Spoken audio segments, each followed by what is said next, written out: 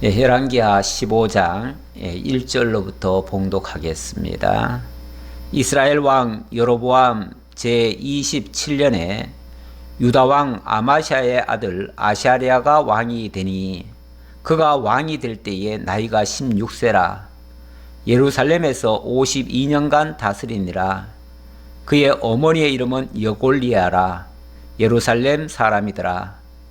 아샤랴가 그의 아버지 아마샤의 모든 행위대로 여호와 보시기에 정직히 행하였으나 오직 산당은 제거하지 아니하였으므로 백성이 여전히 그 산당에서 제사를 드리며 분향하였고 여호와께서 왕을 치셨으므로 그가 죽는 날까지 나병 환자가 되어 별궁에 거하고 왕자 요담이 왕궁을 다스리며 그 땅의 백성을 치리하였더라. 아멘.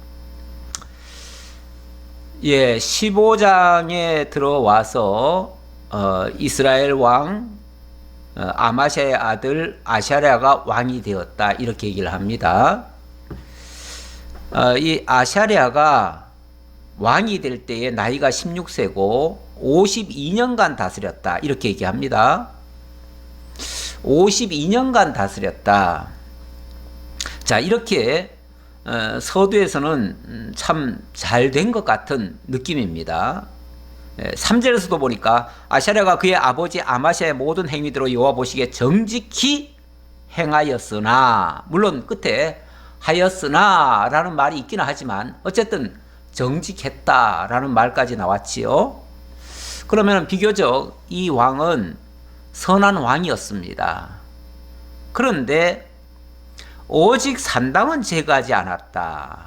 산당을 제거하지 않았다. 그런데 이 산당을 제거하지 않은 것은 지난번에도 제가 말씀드렸지만은 모든 왕들의 공통적인 그 실수예요.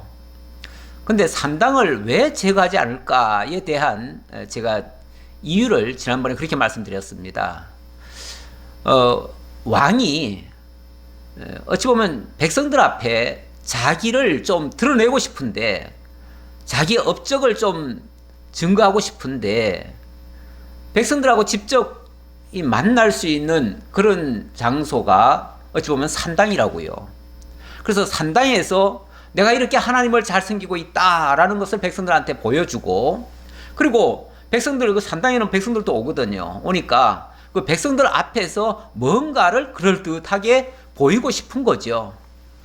그래서 제가 그거 끝에 정치인들이 시장판에 가서 밥을 사 먹는다든지 쓸데없이 장을 본다든지 이런 일을 하는 것도 어찌 보면 백성들과의 그 스킨십을 통해서 자기의 인기를 올리고자 하는 그런 의도가 있지 않겠는가라고 제가 말씀드린 바가 있습니다. 그렇지 않고는 다른 해명할 길이 없어요. 왜 산당을 그토록 하나님이 싫어하시는데 왜 그것을 기어코 그걸 하려고 합니까? 그런데 4절에 보니까 5절이죠. 5절. 여호와께서 왕을 치셨으므로 그가 죽는 날까지 나병 환자가 되어 별궁에 거하고, 하나님께서 치셨다네요. 뭔가 중대한 잘못이 있었다는 겁니다. 그래서 죽는 날까지 나병 환자가 되었다, 이렇게 얘기합니다. 나병 환자. 옛날에는 문둥병이라고 그랬죠. 문둥병을 요즘은 굉장히 순화해가지고 나병이다, 이렇게 얘기를 하는데, 옛날 생긴 문둥병자였습니다. 이 문둥병이 들면은요, 옛날에는 정말 이걸 치료할 방법이 없습니다. 그러니 이건 불치의 병이고요. 이 불치의 병뿐만이 아니라 이건 하나님의 저주의 상징으로 이해를 했습니다, 사람들이. 그래서 나병이 걸렸다 하면 이거는 이 하나님께로부터 저주받아서 걸렸다. 저주받은 사람은 하나님 근처에 올 수도 없다. 그래서 분리를 해야 됩니다. 배척을 해야 됩니다. 그래서 이 사람은 별궁에 거하게 되었다. 그리고 이 왕정의 업무는 그의 아들 요담이 왕궁을 다스리며 그 땅의 백성을 치리하였다. 다시 말하면 왕이라고 하는 그 타이틀은 52년간 가지고 있었지만 실질적으로 왕 노릇은 그렇게 많이 못했다, 그 말이에요. 얼마간 하다가 그만 하나님께로부터 진노를 받았어요. 진노를 받아서 문둥병이 걸려가지고 왕궁에서 쫓겨났습니다. 그래서 별궁에 가서 쉽게 말하면은 문둥병 치료만 받았죠. 문둥병 치료 받다가 그냥 죽었어요. 우리나라도 한때는 문둥병 환자들을 전부 다 저 소록도라고 하는 섬에다가 다 유배를 시켜버렸잖아요. 뭐 유배라고 표현하면 좀 잘못됐습니다만은 어쨌든 치료를 목적으로 해서 어느 한쪽으로 이렇게 몰아갔죠.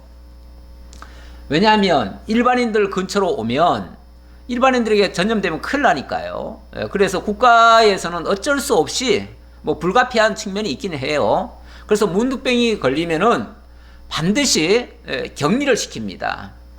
그래서 성경에도 문둥병에 대한 이야기가 여러 번 나오는데 문둥 환자가 되면 일단은 백성들로부터 완전히 격리가 됩니다.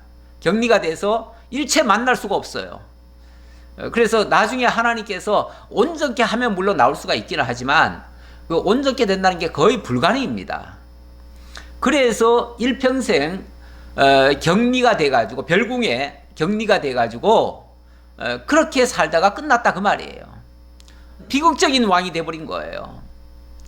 살아있었으나 문둥병의 삶을 산다는 자체가 저주스러운 정말 한스러운 그런 삶을 살았었다. 도대체 이 사람이 무슨 그렇게 큰 잘못을 했을까 라고 싶은데요. 예, 그 장면을 제가 조금 보도록 할게요. 이 본문에서는 그게 뭐 때문에 그렇게 했는지는 잘 안 나와요. 안 나오는데 여기 역대기 하에 보면 이런 말씀이 있습니다. 그가 강성하여짐에 그의 마음이 교만하여 악을 행하여 그의 하나님 여호와께 범죄하되 곧 여호와의 성전에 들어가서 향단에 분향하려 한지라. 이게 교만에 들었다 그 말입니다. 교만에 들었다. 그런데 왜 교만해졌을까를 이렇게 본문은 설명하고 있어요. 그가 강성하여짐에 아니 세상적으로 주변 나라를 이기고 그리고 나라가 안정이 됐어요.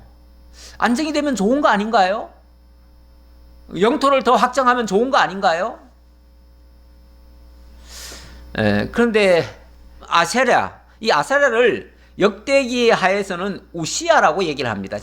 이사야나 역대기는 우시야라고 표현을 하고 있고 우리 열왕기 하에서는 아세랴라고 이렇게 번역을 하고 있습니다. 그럼 다 동일한 인물이라고 보고요. 자, 그런데 그가 강성하여짐에 그의 마음이 교만하여 이렇게 지금 설명을 하잖아요. 이유 딱 한 가지예요. 교만해져서 그렇다. 근데 교만해지는 이유는 강성해지니까 교만해지더라 그 말이죠.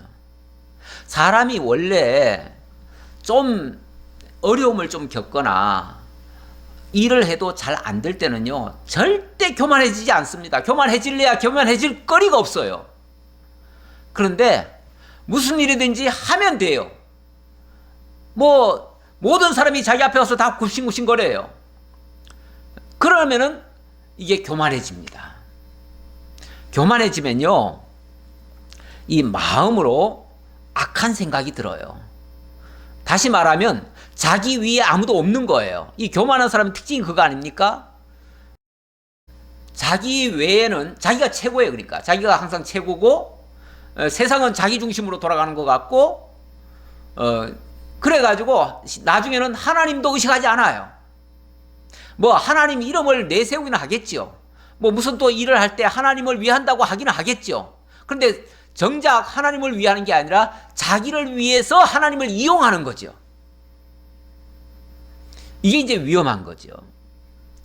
그러다 보니까 이 사람이 백성들 앞에서 자기를 과시하기 위해서 전에는 산당에 가서만 이렇게 제사를 드렸었는데 이제는 아예 성전까지 가버려요. 산당에 가는 거는 뭐 백성을 만나기 위해서 간다라고 하는 그런 측면에서 어느 정도는 이해가 됐어요. 하나님도 그것을 악하다라고 하시면서도 그것 때문에 뭐 멸망시킨다 이렇게는 말씀하신 적이 없어요. 그런데 성전에까지 들어간다? 성전에 들어가서 한다는 거는, 이거는 자기를 과시하려는 정도가 아니라 아예 월권을 하는 거죠. 월권.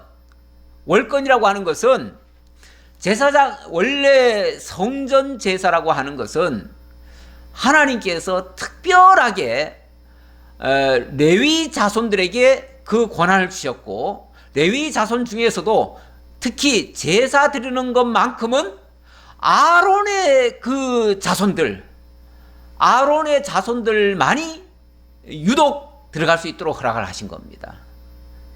그래서 레위인이라고 모두 들어가는 것도 아니에요. 레위인은 그 보조 정도는 할 수 있어요. 보조 역할은 할 수 있지만 하나님 앞에 직접 그 피를 가지고 제단의 앞에까지 갈 수 있는 것은 대제사장이 가야 되는 겁니다. 그런데 아니, 왕이 뭐라고? 왕이면 답니까? 왕이면 모든 것을 다 할 수 있습니까? 아니에요. 우리 하나님의 법에는요, 엄연히 왕권과 제사권과 또 선지권을 각각 나눠주셨어요. 일종의 그게 이제 삼권 분립과 같아요. 지금으로 말하면 우리 하나님의 법이 이렇게 분리를 시켜놓은 거예요. 역할 분담을 시켜놓은 거예요. 이게 나중에 보면 이게 결국은 그리스도의 삼직이에요. 이 그리스도의 삼직, 하나님께서 그리스도를 통해서 온전한 구원을 이루시는데 거기에 세 가지 직무를 수행하게 만드셔요. 그게 바로 왕, 선지자, 제사장이거든요. 그런데 이 삼권은 서로가 서로를 타치하지 못해요. 어느 쪽이 더 위도 아니에요.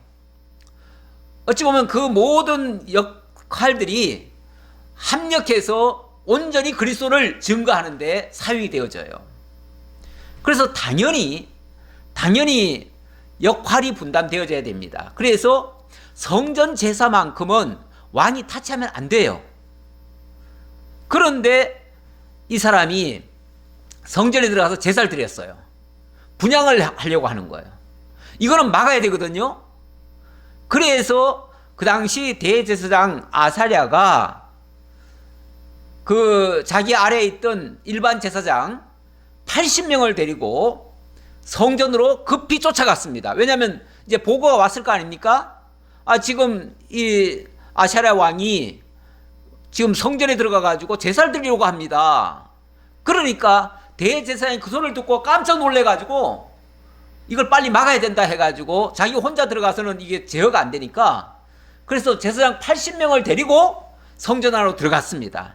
들어가서 26장 18절에 보면 우시야 왕 곁에 서서 그에게 이르되 우시야여, 여호와께 분향하는 일은 왕이 할 바가 아니요 오직 분향하기 위하여 구별함을 받은 아론의 자손 제사장들이 할 바니 성소에서 나가소서, 성소에서 나가십시오, 그 말이죠.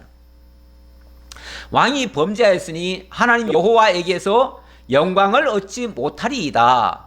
이 일을 통해서는 하나님께 영광을 얻는 것이 아니라 도리어 책망받을 겁니다, 그 말이죠. 아니, 제사를 드리는 목적이 하나님과 백성들을 위해서 하는 거 아닙니까? 그게 중보 역할인데, 그렇게 하면 당연히 하나님이 그 영광을 받으시고 백성들에게 은혜를 베푸셔야 되는데, 이렇게 해가지고는 하나님이 영광을 받지 못하십니다. 하나님께 상달되는 제사가 될 수 없습니다. 그러니 빨리 중단하십시오. 빨리 바깥으로 나가십시오. 큰일 납니다. 여기 있다가 큰일 납니다. 사실 대제사장이지만 왕에게 이런 말 하기 쉽지 않아요. 이런 말 잘못하면은요, 그 왕에게 죽을 수도 있어요. 왜냐하면 왕은 어쨌든 군권을 가지고 있잖아요. 왕은 군권을 가지고 있기 때문에 군대를 명령해서 사람을 강압적으로 제거할 수도 있어요. 그 세상에서도 그래서 군권 가진 사람들, 그 강력한 칼을 가진 자들, 이런 자들이 제일 무섭잖아요. 분명히 법이라고 하는 것은 삼권을 분리시켜 놨지만 그래도 칼을 가지고 있는 자가 제일 센 자 아닙니까? 그래가지고 다른 그 권한을 가지고 있는 자를 다 제압하는 경우가 있어요. 이제 그렇게 된다 그러면 그게 이제 세상적으로 말하면 그게 독재 정부죠. 지금 우시야가 쉽게 말하면은 하나님이 나눠주신 이 삼권을 무시하고 자기가 독재를 하려고 했던 거예요. 나라가 강성해지고 자기의 힘이 점점 커지니까 기고만장해버린 거예요. 자, 그랬더니 19절에 우시야가 손으로 향로를 잡고 분향하려 하다가 화를 내니 그가 제사장에게 화를 낼 때에 여호와의 전안 향단 곁 제사장들 앞에서 그의 이마에 나병이 생긴지라. 그런데 대제사장이 그걸 말렸으면 아이고 내가 뭔가 큰 착각을 했다, 잘못했습니다, 그리고 나가면 돼요. 누구나 사람은 실수할 수 있으니까요. 잘못을 인식하면 크게 문제가 되지 않습니다. 원래 잘못이라고 하는 것은 인간은 부족하기 때문에 다 잘못을 합니다. 그래서 잘못한 그 자체 때문에 사람을 어떻게 제압하거나 그러지 않습니다. 원래 법에서도요. 그런데 문제는 잘못을 해놓고 그 잘못을 시인하지 않거나 이게 오히려 또 역으로 그 잘못을 지적하는 자를 만약에 죽이려 한다거나 이러면요, 이거는 큰일 날 일입니다. 이거는 정말 망할 짓입니다. 근데 이 우시야가 대제사장이 옆에 와가지고 우시야요, 이러시면 안 됩니다, 빨리 나가십시오, 큰일 납니다, 이렇게 얘기했더니 막 화를 냈다는 거예요. 화를. 그러면서 감히 이 자기를 이제 대왕이라고 생각했겠죠. 이 대왕에게 감히 덤벼? 그러면서 그 제사장을 마치 죽일 듯이, 그 옆에 아마 군대가 옆에 있었으면은 군대 보고 여봐라 저놈 죽여라 그랬을 수도 있어요. 사람이 이렇게 독한 마음이 생겨버리면요, 정말 무슨 짓을 저질지 모릅니다. 모든 독재자들이 그런 식으로 해왔어요. 자기들에게 뭐라고 한마디만 하면 그걸 핑계로 해서 죽여버렸어요. 예. 그런데 다행히도 그렇게 하기 전에 먼저 이 우시야의 그 이마에 갑자기 문둥병이 생겨버리는 거예요. 문둥병이 생겨버리고 갑자기 어떤 큰 고통이 왔겠죠. 그러니까 본인이 그걸 깨달으니까 더 이상 어떻게 하질 못하고 결국은 쫓겨난 겁니다. 원래 문둥병이 들면요, 물론 정상인도 함부로 성전 안에는 들어올 수가 없습니다. 더군다나 문둥병 환자가 성전에 있을 수 있다? 이거는 전혀 불가능한 겁니다. 당장 그 자리에서 쫓겨나야 되는 겁니다. 그래서 왕이지만 결국은 쫓겨나는 겁니다. 그래서 20절에 대제사장 아사랴와 모든 제사장이 왕의 이마에 나병이 생겼음을 보고 성전에서 급히 쫓아내고 여호와께서 치심으로 왕도 속히 나가니라. 하나님이 치니까 꼼짝 못하고 쫓겨났다 그 말이에요. 만약에 하나님이 그렇게 문둥병으로 안 쳤으면요, 어쩌면 이 대제사장 죽을 수도 있어요. 예, 그래서 오늘 본문의 말씀입니다. 그래서 5절에 여호와께서 왕을 치셨으므로 그가 죽는 날까지 나병 환자가 되어 별궁에 거하고 왕자 요담이 왕궁을 다스리며 그 땅의 백성을 치리하였더라. 이렇게 해서 왕이지만 왕노릇 못했습니다. 왕인데 왕노릇을 못했다. 이거 비극 아닙니까? 이건 비극이고 또한 저주입니다. 무슨 역할을 맡았는데 자기가 그 일을 못한다? 이것도 정말 불행한 일입니다. 그렇지 않겠어요? 우리 모든 사람에게는요, 우리 하나님께서 그냥 이 땅에 오게 한 자는 아무도 없습니다. 다 저마다 하나님께서 예수 그리스도를 보내가지고 그 마귀에게 사로잡혔던 자들을 사로잡아내시고, 다시 말하면 구속해내시고, 그들에게 각각 은혜의 선물을 주셨다 그럽니다. 은사를 주셨다 그럽니다. 그게 은혜의 선물이죠. 그 다 역할을 맡기셨다 그 말이에요. 그래서 예수 믿는 사람들은 이 땅에 역사적 사명을 띠고 태어난 사람들입니다. 한결같이. 그런데 자기 역할이 뭔지를 모르고 내가 지금 무슨 일을 해야 되는지도 알지 못한 채 살아간다? 그것도 어떤 면에서 자기 책임 방기입니다. 하나님의 은사를 묵히는 일입니다. 우리는 부지런히 자기 은사를 개발을 해야 됩니다. 다시 말하면 그걸 찾아내야 돼요. 찾아내서 그것을 가지고 하나님 앞에 충성을 해야 됩니다. 왜냐하면 사도 바울이 말했듯이 이 맡은 자에 구할 것은 충성이라고 그랬잖아요. 우리 각자가 무슨 은사를 받았든지 그 일에 그걸 자기가 깨달아야겠죠. 깨닫고 그 일에 힘을 써야 됩니다. 그래야 하나님이 불러주신 그 목적에 부합하게 사는 겁니다. 그런데 그걸 모르면요, 내가 이 땅에 왜 왔지? 나는 교회를 왜 다니지? 나는 직분을 왜 받았지? 나는 뭘 해야 되지? 이걸 모르는 거죠. 모르면은 참 하나님은 이런 일을 하라고 불렀는데 자기 임무를 못하는 거잖아요. 그런 의미에서 답답한 거죠. 답답하죠. 그래서 우리 믿는 사람이라면 우리가 의미 없이 부름받지 않았다. 다 하나님이 쓸모가 있어서 우리를 불러주셨고, 하나님의 선한 일, 교회를 섬기는 일, 봉사하는 일, 또 뭐 어떤 직임을 또 주신다면 다스리는 일, 가르치는 일, 또 복음 선포하는 일, 이런 일 다 해야겠죠. 근데 내가 무슨 은사인지는 나도 잘 몰라요. 그런데 하나님께서 주신 말씀을 배우다 보면 자기의 은사를 깨닫게 되지요. 깨달으면은 그 일에 충성을 하는 것이 올바른 도리다. 자, 그 정도 말씀드리고요. 자관 여기서 넘어서면 안 된다. 내가 이 일을 맡았는데 내가 하나님 자리에 올라가면 안 되잖아요. 하나님은 우리를 종으로 섬기라고 섬김의 자리에 앉혀놨는데 자기가 하나님처럼 올라가 가지고 다스릴 생각을 하면 안 되잖아요. 쉽게 말하면 우시아는 그 일을 하다가 하나님께로부터 저주받은 거예요.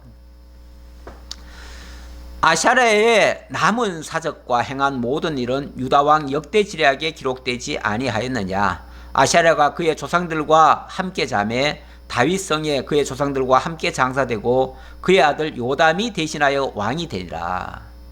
이렇게 해서 그 말년은 좀 쓸쓸했습니다. 쓸쓸하고 그의 아들이 어쨌든 왕위를 이어받긴 했는데, 그럼에도 불구하고 이렇게 하나님께로부터 어찌 보면 진노를 받았고 또 죽었으면은 원칙 그 다윗성에 묻히기가 쉽지 않아요. 쉽지 않은데 그럼에도 불구하고 다윗성에 장사되었다고 하는 건 그나마 은혜예요. 그래서 다윗과 함께 묻히고 나중에 다윗이 부활할 때에 함께 부활할 수 있다고 하는 것은 오늘 신약 개념으로 말하면 우리가 주와 함께 죽고 주와 함께 다시 살아난다고 하는 그런 의미가 그 속에 담겨 있어요. 그런 의미에서 저는 다행이다 그렇게 느끼는 거죠. 자, 이렇게 해서 일단 7절까지의 말씀은 넘어가고요. 그 다음 8절부터 말씀, 여기서부터 이 8절부터 15장 끝까지는 북이스라엘에 대한 이야기입니다. 북이스라엘이 멸망하게 되는 내용입니다. 자, 이제 드디어 이제 끝이 옵니다. 북이스라엘에 대한 끝이 서서히 다가오는데 결국은 멸망의 길로 가는 거거든요. 멸망의 길로 가다 보니까 나라가 정말로 어지럽습니다. 정말로 어지러워요.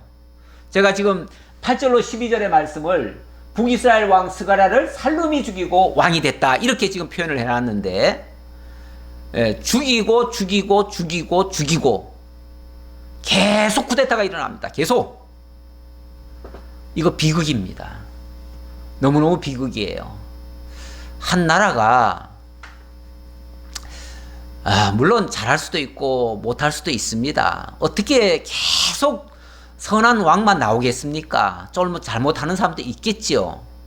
그럴지라도 좀 평화롭게 정권 교체가 되고 그러다 보면 이번에는 좀 잘못했지만 그 다음엔 또 잘할 수도 있습니다. 잘하는 왕이 또 나올 수 있습니다. 그러면 좀 잘못하는 왕일 때는 조금 좀 낙후되다가 또 잘하는 왕이 들어서면 그때 또 좀 부강하다가, 그렇지 어떻게 항상 부강만 하겠습니까? 어떻게 항상 만족만 시켜주겠습니까? 그런데 문제는 조금 잘못한다고 해가지고 쿠데타가 일어나 버려요. 쿠데타가 일어나면 이 쿠데타가 제일 이게 안 좋은 게 뭐냐면요, 지금까지 해오던 모든 것들을 다 무효로 만들어 버려요. 원래 한 나라를 다스린다고 하는 거는요, 옛날에 우리 조선시대만 해도 이걸 종묘사직 뭐 이런 얘기를 했어요. 다시 말하면 그게 그 왕조가 그대로 유지되는 걸 얘기하는 거죠. 그 철학과 어느 나라가 건국이 되면 그 나라에 철학이 있잖아요. 이상이 있고요. 그 목표가 있잖아요. 그걸 향해서 계속 다른지를 쳐야 되는 거죠. 다른지를 쳐야 되는데 가다가 만약에 쿠데타가 일어나면 그 가던 게 이만큼 여기서부터 출발했는데 이만큼 성장했을 거 아니에요? 성장했는데 이걸 무효로 돌려버려요. 그리고 다시 바닥으로 내려왔다가 다시 올라가야 돼요. 그래서 이 쿠데타라고 하는 게 굉장히 정말 국가적으로 말하면 지금까지 쌓아 올린 모든 업적을 다 무효화시키는 거예요. 물론 잘할 수도 있고 못할 수도 있는데 못하는 것은 개선을 해야 되겠지만 잘하는 것은 계승을 해야 되거든요. 그래서 새로운 정부는요, 과거 정부를 이어받아야 돼요. 이어받아야 되는데 이 독재적 생각을 가지고 있는 사람은 자기만이 옳고 남은 다 잘못됐다고 생각하거든요. 그게 이제 독재자들의 발상이에요. 그래서 독재자들은 모든 것을 자기가 다 해야 돼요. 그러니까 과거 정부가 이만큼 업적을 남겨놨어도 그것을 다 무효화시켜버려요. 다 깡그리 무시해버려요. 그리고 자기가 다 모든 걸 새롭게 하려고 해요. 그래서 독재자들마다 사실은 옛날에 보면 그렇습니다. 옛날에 독재자들 보면요, 자기가 왕권을 획득하고 나면 아예 왕궁도 새로 짓는 경우도 있습니다. 기존에 있던 거 못 쓰겠다 이거죠. 더러워서도 안 쓰겠다 그거죠. 그리고 모든 것을 다 새로 시작해버립니다. 다 새로 시작해요. 그러면은 아니 새로 시작하는 것이 지금까지 쌓아올린 그 업적 위에 하는 것보다 더 낫겠습니까? 절대 더 나을 수가 없습니다. 기존에 하던 걸 이어받으면서 고쳐가면서 더 잘하는 거는 잘할 수가 있지만 아예 다 깡그리 무시해버리고 새로 시작하면요, 이것은 정말 잘 된다고 하는 보장이 없습니다. 오히려 기존 것만 다 무너뜨려 버리는 거죠. 지금까지 찬란한 역사 속에서 이뤄냈던 그 성과들마저 다 무너뜨려 버리는 것이죠. 그래서 쿠데타가 위험한 겁니다. 그런데 자, 지금부터 또다시 쿠데타가 시작됩니다. 그런데 그동안 잠깐은 정말 감사한 일이 있었지요. 왜냐하면 감사한 일이 뭐였었냐면은 감사한 일이 그동안에 예후 때부터 나라가 예후는 참 북이스라엘에서 보시면요, 여기 한번 잠깐 그림을 보겠습니다.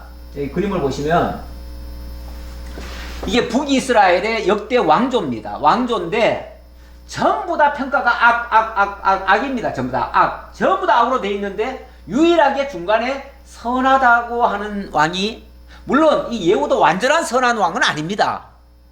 악을 많이 행했지만 어쨌든 하나님께서 선하다라고 인정을 해준 왕 중에 한 사람입니다. 그리고 지난번에 살펴봤지만 이 예후는 유다 자손이라고 그랬습니다. 자, 그리고 이 예후에게 비교적 그래도 선한 일이 있었기 때문에 하나님이 이 예후에게 특별히 은혜의 말씀을 주십니다. 약속을 하셔요. 그게 뭐냐면 열왕기하 10장 30절의 말씀인데요, 여호와께서 예후에게 이르시되 네가 나보기에 정직한 일을 행하여, 자, 네가 나보기에 정직한 일을 행하여 내 마음에 있는 대로 아합 집에 다 행하였은즉 내 자손이 이스라엘 왕위를 이어 4대를 지나리라. 요 4대. 그래서 예후에게 4대가 내려온 겁니다. 4대. 이 4대가 내려와 가지고 예후부터 4대가 아니라 예후의 자손이 4대라고 그랬어요. 예후의 자손이 4대라고 그랬으니까 예후의 아들 요아스, 여로보암 2세, 스가랴, 여기까지가 4대예요. 그렇게 해서 어쨌든 우리 하나님이 뭐 이들도 잘했다는 얘기는 아니에요. 이들도 다 악했다고 그래요. 악했지만 어쨌든 하나님은 당신이 4대를 주시겠다고 약속했기 때문에 그 4대를 지켜주신 거예요. 그렇게 하면서 동시에 여로보암 2세 때는 나라가 얼마나 커졌는지, 그때는요 남북을 다 여로보암 2세가 통치를 하고요, 심지어는 북쪽의 아람까지 다 제압을 했었어요. 그렇게 했으니 얼마나 하나님께서 정말 복을 주신 겁니까? 어쨌든 그렇게 복을 줘서 4대를 유지했는데 4대가 되니까요, 이제 끝난 겁니다. 하나님의 은총이 끝난 거예요.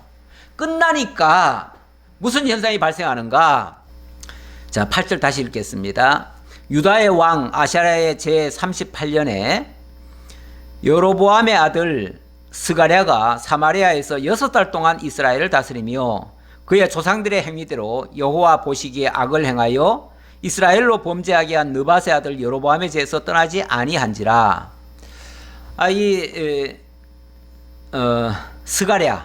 스가랴가 예후의 네 번째 4대가 되는 그 아들인데, 이 아들이 6개월 만에 실각을 하고 맙니다. 그런데 왜 이렇게 실각을 하게 됐냐면 바로 여로보암의 제에서 떠나지 않았다. 10절, 야벳의 아들 살룸이 그를 반역하여 백성 앞에서 쳐 죽이고 대신하여 왕이 되니라. 살룸이라고 하는 사람이 등장을 해가지고 백성들 앞에서 쳐 죽였다. 백성들 앞에서 쳐 죽였다. 모르겠어요. 스가랴가 얼마나 큰 잘못을 했는지 정확하게는 지금 표현이 안 돼 있습니다. 물론 뭐 여로보암의 죄에서 떠나지 않았다 이 말을 하니까 분명히 잘못한 건 사실인데, 이 정도의 잘못은 앞에서 선왕들이 다 한 거 아닙니까? 근데 특별히 못해서 잘못했다고 볼 수는 없는데, 어쨌든 모든 백성들이 보는 앞에서 쳐 죽일 정도로 백성들이 보는 앞에서 쳐 죽였다는 말은요, 물론 이 사람이 잔악무도해서 그럴 수도 있고요, 또 하나는 백성들에게서도 이미 민심이 떠났기 때문에, 그 선왕 스가랴가 민심이 떠났기 때문에 백성들 속 시원하라고 그 사람들이 보는 앞에서 쳐 죽인 거예요. 그러니까 이 스가랴도 분명히 잘못을 많이 했겠지요. 그래서 이렇게 됐는데, 어쨌든 그렇다고 해서 살룸이 정당하다는 얘기는 아닙니다. 스가랴의 남은 사적은 이스라엘 왕 역대 지략에 기록되니라. 여호와께서 예후에게 말씀하여 이르시기를 내 자손이 4대 동안 이스라엘 왕 위에 있으리라 하신 그 말씀대로 과연 그렇게 되니라. 결국 이것도 하나님의 말씀대로 됐다. 자, 그 얘기고요. 자, 13절로부터 이렇게 해서 일단 한번 쿠데타가 일어났죠. 살룸이 스가랴를 쿠데타를 해가지고 예후 왕가를 무너뜨렸습니다. 자, 그리고 왕 위에 올랐는데, 그러면 살룸은 어떻게 되는가? 13절, 유다 왕 우시야 제39년에 야벳의 아들 살룸이 사마리아에서 왕이 되어 한 달 동안 다스리니라. 이건 또 뭡니까? 기껏 그렇게 무자비하게 스가랴를 죽여놓고 그렇게 해서 예후 왕가, 어찌 보면 예후 왕가는 그래도 유다 집하고 비교적 다른 왕들에 비하면 선왕이에요. 특히 그의 아버지 여로보암 2세는 그 당시에 땅을 이스라엘 역대에서 가장 크게 나라를 확대한 사람 아닙니까? 쉽게 말하면 나라를 위해서 가장 큰 일을 한 사람 아닙니까? 그런데 그의 아버지를 모든 백성들 보는 앞에서 돌로 쳐 죽일 정도로 그렇게 잔혹하게 못된 짓을 했습니다. 그런데 그렇게 하고 왕이 된 그 사람은, 정작 그 사람은 자기가 왕이 된 지 1개월 만에 또 실각을 합니다. 남에게 피눈물을 흘리면요, 자기에게도 그 눈물이 그보다 더한 것이 안날이라고 보장되지 않습니다. 우리가 하나님의 뜻에 의해서 어쩔 수 없이 무슨 일을 한다고 하더라도 최소한 그가 잘못될 때는요, 안타까움이 있어야 돼요. 눈물이 있어야 돼요. 정말 하나님의 뜻에 의해서 어쩔 수 없이 그렇게 된다 할지라도 불행하게 되는 거 아닙니까? 그럼 불쌍히 여겨야 돼요. 우리 주 예수님께서 당신을 향해서 십자가에 못 박으라고 하고 그렇게 죽이려고 하는 자들을 향해서 예수님은 눈물을 흘렸습니다. 그러면서 그들을 위하여 그러니까 그들의 악행을 인정한다는 뜻은 아니에요. 하나님 앞에서 그렇게 악한 일을 하는 것이 너무 안타까워서 거기에 대한 눈물을 흘리는 거죠. 그러니까 때로는 어쩔 수 없이 공직에 있는 사람들이 칼을 휘두를 수밖에 없습니다. 칼을 휘두르더라도 최소한의 눈물을 가지고 불쌍히 여기는 마음으로 해야 됩니다. 그렇지 않고 마치 자기네가 무슨 권력을 장악했기 때문에 내 마음대로 할 수 있다 이런 식으로 무자비하게 해버리면요, 그 화가 자기에게 또 돌아옵니다. 어찌 보면 살룸이 그렇게 백성들 앞에서 그렇게 잘 통치했던 왕의 아들 왕을 돌로 쳐 죽여버렸어요. 그런데 자기는 한 달 만에 또 죽임을 당합니다. 가디의 아들 무나헴이 드르사에서부터 사마리아로 올라가서 야벳의 아들 살룸을 거기서 쳐 죽이고 대신하여 왕이 되니라. 이 디르사라고 하는 지역이 사실은 좀 제법 먼 거리에 있습니다. 제법 먼 거리에 있는데 그 먼 거리에서부터 쉽게 말하면 이 무나헴이라는 사람이 살룸의 그 만행을 소식을 듣고 어쩌면 그때부터 이건 아니다, 이거 잘못됐다, 이런 놈은 내가 응징을 해야 된다 하고서 군대를 이끌고 아마 한 달에 걸쳐서 계획을 세우고 뜻을 정하고 그리고 한 달에 걸쳐서 왔을 거예요. 그렇게 와가지고 오자마자 그 왕을 죽여버린 겁니다. 그리고 또 자기가 왕이 된 겁니다. 이것도 물론 잘못이죠. 어쨌든 자기가 응징하는 것, 어떤 정의감에 의해서 응징하는 것까지는 잘했다고 칩시다. 우리 하나님께서 전에 예후를 그래도 선하다라고 인정한 것은 어쨌든 그 아합 왕과 그 오므리 왕조, 그 왕조가 정말 하나님 앞에서 불의하게 행했을 때 그것을 심판했기 때문에, 하나님의 뜻을 따라서 심판했기 때문에 그걸 선하다고 했던 거거든요. 그러니까 어쨌든 하나님께 그렇게 쓰임 받았다면 그 다음에는 자비롭게 행해야 되는데 아마 이 사람도 그렇게 하지 못했던 것 같아요. 예. 그래서 결국은 남 죽여놓고 자기가 그 자리에 올라가 버린 거 아닙니까?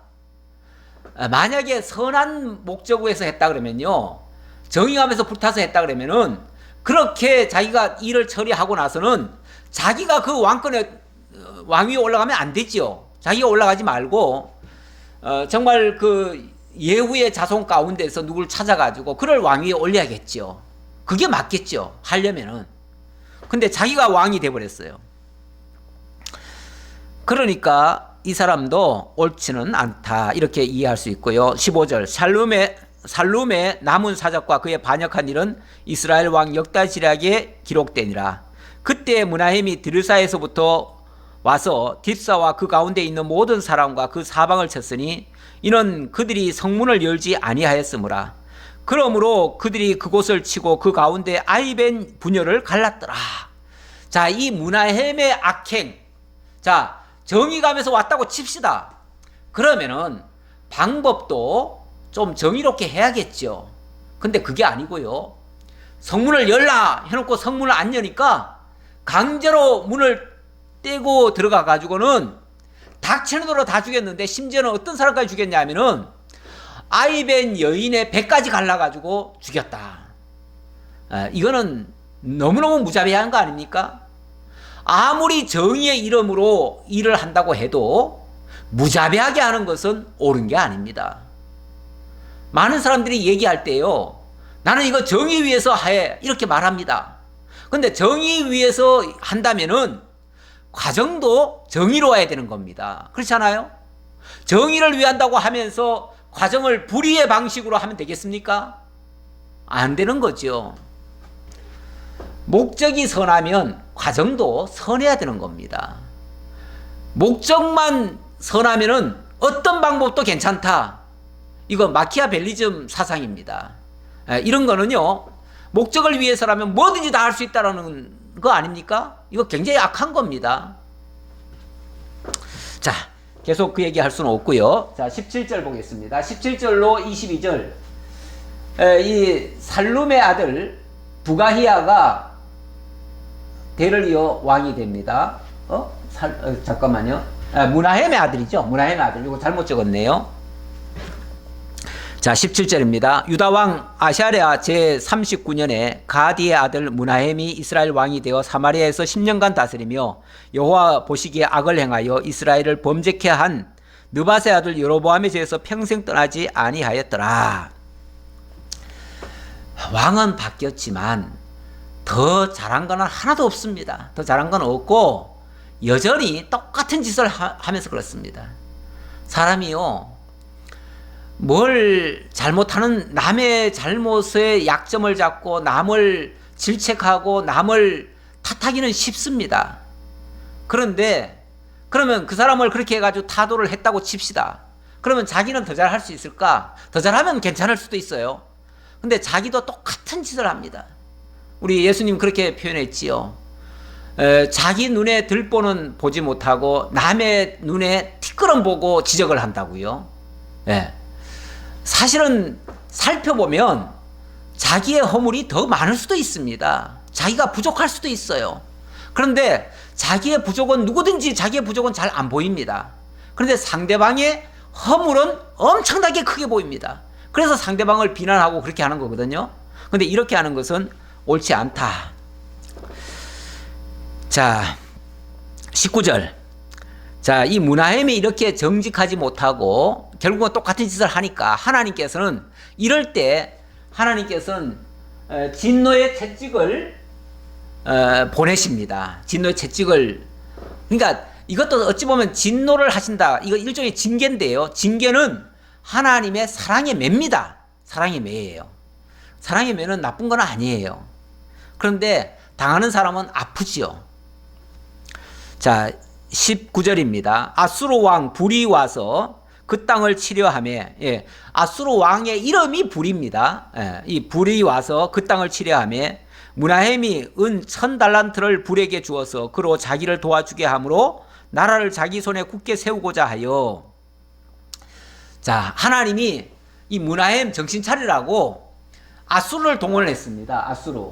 이 아수르 제국이 북쪽이잖아요. 북쪽인데 지금 요 지도를 보시면은 북이스라엘이 이만큼 커졌습니다. 여기가 원래 아람 땅이에요. 그런데 아람 땅도 다 삼켰거든요. 그래서 나라가 엄청 커졌어요. 그리고 남쪽도 어찌 보면 좀 복속을 시켰습니다. 그래서 조공을 받고 있었어요. 그 당시에. 그러니까 이 북이스라엘 왕이 좀 기고만장한 거예요. 예, 기고만장하니까 하나님이 북쪽에 있는 아시리아 제국을 동원해가지고 이들을 치시기로 하신 거예요. 근데 이때까지만 해도 하나님이 완전히 멸망시키려고 한 게 아니라 좀 정신 차려라 그 말이에요. 정신 차려라. 그래서 이사야에 보면은 우리 하나님께서 때때로 이 아수르 사람을 동원해 가지고 진노의 막대기로 쓰신 적이 있어요. 그래서 이사야 10장 5절에 보면 아수르 사람은 화 있을진저 그는 내 진노의 막대기요 그 손의 몽둥이는 내 분노라. 내가 그를 보내어 경건하지 아니한 나를 치게 하며 내가 그에게 명령하여 나를 노하게 한 백성을 쳐서 탈취하며 노력하게 하며 또 그들을 길거리에 진흙같이 짓밟게 하려 하거니와 그의 뜻은 이같이 아니하다. 네. 다시 말하면 저들은 그렇게 생각 안 할 거다 그 말이죠. 저들은 그렇게 생각 안 하지만 하나님은 아수르를 들어다가 이스라엘을 좀 혼내줬다 그 말이에요. 자, 그랬더니 좀 압박을 했더니 이거를 하나님 앞에 엎드릴 생각을 하는 게 아니라 그들을 물러가게 하려고 우리가 당신이 원하는 거라면 다 드릴 테니까 그냥 제발 좀 물러가 달라고 사정을 합니다. 한마디로 말해서 굴욕 외교를 하는 거예요. 비겁한 행동을 하는 거예요. 비겁하게. 우리가 나중에 전쟁해가지고 우리가 지면은 나중에 엄청난 또 배상금 물어줘야 되니까 아예 우리가 나중에 전쟁에 졌다고 치고 배상금 다 드리겠습니다. 그러니 물러가 주십시오. 이렇게 한 거예요. 그랬더니 이 불이 뭐라고 그랬냐면 그래? 그러면은 은 1000달란트 내놔 그랬어요. 은 1000달란트. 이 한 달란트가 약 34kg거든요. 34kg면은 1000달란트라면 얼마겠어요? 어마어마하잖아요. 예. 뭐 한 34톤이 되나요? 은이 화폐를 34톤이 된다고 치면은 예를 들어서 자 그렇게 많은 양을 쉽게 말하면 나라의 돈을 다 꺼내와라 그 말이죠. 다 내놔라 그 말이죠. 그런데 돈이 어디서 나옵니까? 그러니까 그 은을 이스라엘 모든 부자에게서 강탈하여 각 사람에게 은 50세겔씩 내게 하여 아수르 왕에게 주었더니 이에 아수르 왕이 되돌아가 그 땅에 머물지 아니하였더라. 그 왕을 내보내기 위해서 돈을 주기로 하고 없는 돈은 백성들을 수탈한 거예요. 심지어 부자들한테는 돈 내놓으라고 한 거예요. 예. 제가 어느 장면에서 보니까 여긴지 정확히는 모르겠는데 부자들한테 돈 내놓으라 하고 어떤 사람들은 왜 부당하게 돈 내놓느냐 우린 돈 못 준다 이렇게 나오는 사람은 죽여버립니다. 죽여버리고 그리고는 그 재산을 몰수해버립니다. 이런 경우도 있었어요. 근데 이 왕인지는 모르지만 그렇게 한 예도 있었다 그 말이에요. 어쨌든 백성들의 돈을 다 갈취에다가 뭐 여기 50세겔씩 무조건 내라 그랬잖아요. 50세겔 다 내라 강제로. 이래가지고 남의 나라에 갖다 바치려고 아니 국가의 지도자가 백성들을 수탈해가지고 남의 나라에 갖다 바치는 게 국가 수장이 할 일입니까? 예, 이런 짓을 하면은 큰일 나지요. 문하햄의 남은 사적과 그가 행한 모든 일은 이스라엘 왕 역대지략에 기록되지 아니하였느냐. 문하햄이 그의 조상들과 함께 자고 그의 아들 부가히야가 대신하여 왕이 되니라. 다시 대신하여 왕은 됐다고 하지만 이래가지고 제대로 유지가 되겠습니까? 이거는 정말 망할 짓입니다. 한 나라의 왕이 됐다면요 백성을 대신해서 자기가 희생당하면 자기가 희생을 당해야지요. 굴욕을 당하더라도 자기가 백성을 위해서 굴욕당하는 건 괜찮습니다. 그런데 자기 안위를 위해서 백성을 갖다가 다 위험에 빠뜨립니까? 북한의 정권, 특히 모든 독재자들의 정권은 대부분 다 그렇습니다. 자기 일신의 안녕만을 위해서 백성을 그냥 사지로 몰아넣는 경우가 참 많아요. 이거는 정말 최악입니다. 최악. 예, 어쨌든 하나님께서 왕이라고 하는 자리에 세웠다고 하는 것은요 백성들을 위한 무한 헌신을 하라는 겁니다. 무한 희생을 하라는 겁니다. 예, 만약에 백성들이 굴욕당할 일이 있으면 자기가 굴욕당하고 백성들이 웃을 일이 있으면 자기가 모든 것을 다 그걸 위해서 백성들을 위해서 봉사하라는 겁니다. 그 일을 위해서 그 높은 권세와 그 모든 권한 심지어 모든 부요까지 다 안겨다 준 거 아니겠어요? 그런데 백성을 수탈하라고 그 자리에 있다면은 그런 왕은 온전히 유지하기가 어렵지요. 백성들이 견디기가 어렵지요. 이런 나라 어떻게 될까요? 사실은 안 봐도 뻔할 것 같긴 한데 오늘 그 장면 다 소개를 못 드렸습니다. 다음 주에 그 장면이 어떻게 이어지는지 또 다시 확인해 보도록 하겠습니다. 오늘 서두는 남유다 왕 아샤랴가 강성해지니까 교만해졌다가 그만 문둥병이 들고 몰락을 해버렸다. 이 얘기를 서두에 꺼내드렸습니다. 그런데 북쪽도 여로보암 2세 때 가장 부강해졌습니다. 가장 부강해지고 그 아들이 비참하게 죽임당합니다. 그리고 그 다음부터는 완전히 내리막길로 지금 가고 결국은 멸망의 그 문화까지 와 있습니다. 이거 어떻게 될까요? 저는 정말 참 비극적인 일이 일어나지 않을까 상당히 정말 안타까운 마음으로 이 말씀을 전해드렸습니다. 오늘의 말씀은 우리들에게 막 기쁜 소식을 전해주신다는 말씀보다는 어떤 면에서 굉장한 경종을 울리고 있습니다. 하나님 자리에 올라가고 교만해지면 이렇게 화가 있을 수 있다라고 하는 그러한 말씀이 되겠습니다. 기도하겠습니다. 아버지 하나님 감사합니다. 오늘도 역대 열왕기하를 통해서 이스라엘 역사 속에 섭리하신 하나님의 뜻을 살펴보았습니다. 하나님은 자기 백성들이 하나님이 세워주신 것을 기억하고 항상 하나님께로 돌아오기만을 간절히 바라십니다. 하지만 세워진 왕들마다 하나님께로 돌이키려고 하는 의도보다는 자기 권위를 높이고 자기 명예를 높이고 교만해지고, 조금만 잘 되면은 교만해지고, 조금만 어려우면은 비굴해지고, 그리고 백성을 희생양으로 삼고 가장 악한 모습을 보였습니다. 아버지 하나님, 이렇게 정말 하나님의 뜻과는 정반대로 가는 이 이스라엘 나라가 과연 어떻게 될지 심히 안타깝습니다. 우리 하나님께서 자비와 긍휼을 베풀어 주시고 모든 위정자들에게, 지금도 세상에서 다스리고 있는 모든 위정자들에게도 하나님 은혜를 주셔서 저들이 교만함이 있다면 다 버리게 하시고 정말 하나님 앞에 겸손하게 자기도 섬기는 자로서 하나님 세우심을 입었다는 것을 기억하고 늘 어린 백성들을 위하여 정말 긍휼의 마음으로 사랑으로 돌아보고 자기 희생과 헌신을 아끼지 않는 그러한 지도자들 되게 하시고, 또 교회 지도자들, 교회 일꾼들도 저마다 하나님이 세우신 자기의 본분을 기억하고 자기 분수를 넘어서지 않게 하시고 늘 겸손하게 하나님 뜻에 순복하여 정말 하나님이 이루고자 하시는 선한 일이 이루어질 수 있도록 역사해 주옵소서. 모든 걸 감사드리옵고 예수님 이름으로 기도하옵나이다. 아멘.